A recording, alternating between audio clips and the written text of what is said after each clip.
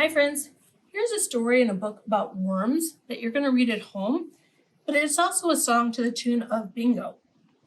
So you're going to have an adult help you read through this, and you can write your name here in the line. For an example, when there's squares, you're going to just sing the letters. And this one says, worms like wet, dark places. And then you do all worms live underground. So it'd be WORMS, and you're going to sing through that. Then we go to the next page, there's a worm in the place. So you're just going to sing WORM. And throughout the book, you're going to take one letter away. So you're going to do WOR. Good job. So have fun with that. Then we're going to do a fun ABC project with this, where you have only the uppercase letters to play this game, and a sheet of worms. I've cut one out already.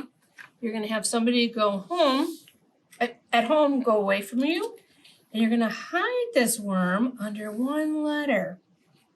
I'm going to pull some of those away because we don't need those, but you're going to have a few of them laying around.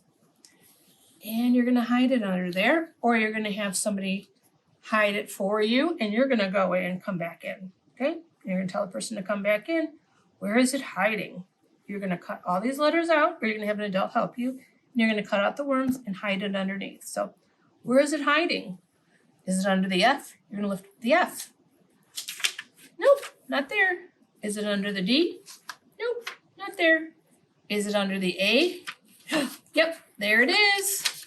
Then it's the next person's turn. So then you'll close your eyes, or the other person will close their eyes, and you're going to do it again. Where is it? Is it under the A? Nope, not this time. Is it under the C? Yes, it is. Keep playing. Have lots of fun. Bye, friends.